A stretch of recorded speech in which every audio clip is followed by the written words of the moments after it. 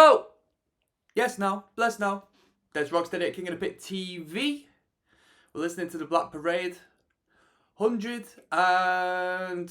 Do we have the view? Hold on, where's that view count gone? 170 million views on this, alright? Have they changed where they put the view count? Because it took me a minute to clock onto the fact it was in the description of the video there. 170 million views. Teenagers. I've heard this one before. I don't know where I've heard it in particular. Maybe it was synced to an advertisement. Maybe I've heard it at some alternate emo club night back in the day. Great melody. I might have butchered it by a couple of notes, but give me grace, people. Let's get stuck in. I hadn't seen the music video. Of course, it's not all about the music video. It's about the music. But let's go.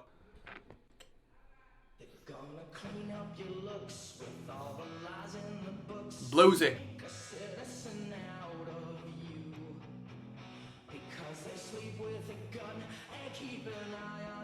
Sounds like Oasis, the guitar line.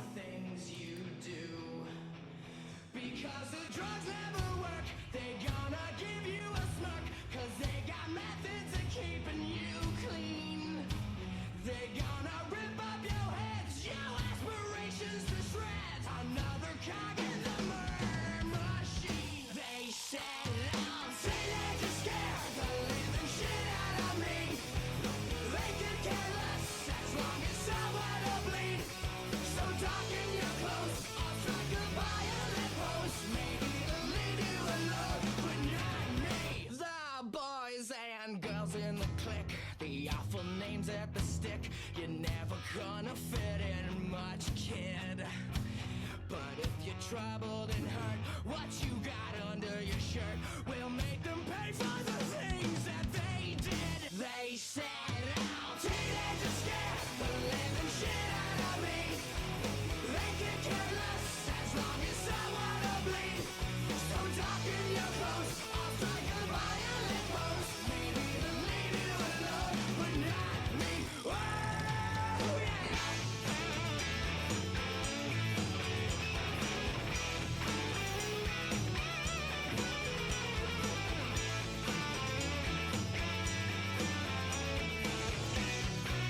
I love the theatrics of his stage performance.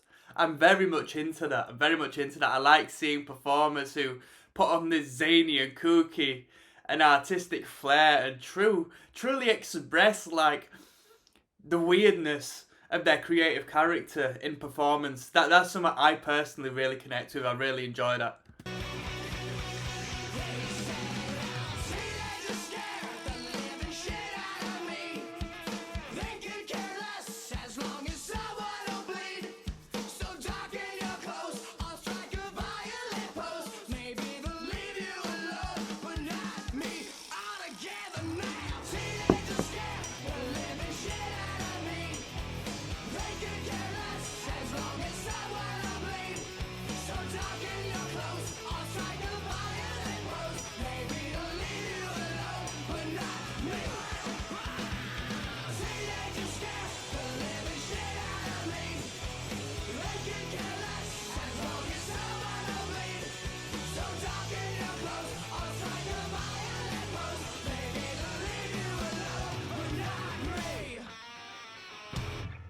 Brilliant. It's a great tune and it only further... Oh, we got a little bit longer. Violence is never the answer. If you feel like acting out, reach out. There we go. A little bit of charity to finish off. What was I going to say? So it just further emphasises the fact that these lot can write a good chorus and they don't waste no time getting to the chorus. Everything in between is just leading up to the chorus section. Everything in between is just leading to that high point of the song. I'm telling you, that's the way it is. These dudes are writing good songs. I want to know if they were co-writers or if they just generally know how to write fantastic songs, because it's absolutely pristine. So let's have a look. I'm going to break it down for you just for a second here. So, lyrics. So we've got, what, 1, 2, 3, 4, 5, 6, 7, 8 lines, yeah? 8 lines in the first verse. Then we've got 4 lines in the chorus. Now we've broken it up, haven't we? They said da da da da da da da da da da da. So they said isn't necessarily part of the chorus. That's more of a lead up into it. Da da da da da da da da da da. And we extend them lines longer, so it's going to take up the same amount of time as the first verse. I assume we're going to have the same amount of bars, potentially 16 bars. I assume for both. But as opposed to having 8 bars, we've got 4, and what we do is we just emphasise each and every word a little more so, because the verse and the chorus section is going to be different, alright, in order to differentiate the sections a little bit more. From there, right, second verse, only 4 lines, okay? We've had the first chorus, we want to get to that chorus once again to drill in the hook. Yeah, we don't want to waste no time. We want to drill in that hook so people are humming our songs down the street, so that sticks with them, alright? We don't want them to go along singing the verse sections, because that's not the selling point of this song. It's the da da da da da da da da da da.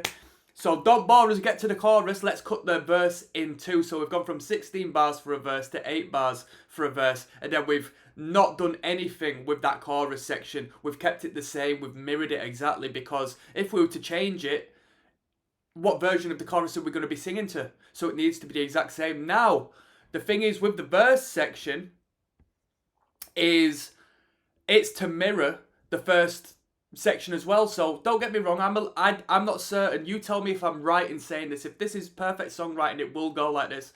I assume the 4 lines of the second verse mirror on syllable. Well, we'll count up the syllables, but melodically will add up to the same as the first 4 lines of the first verse. So they're going to clean up your looks with all the lies in their books. Right? And on the second verse, we've got the boys and girls in the clique, the awful names that they stick.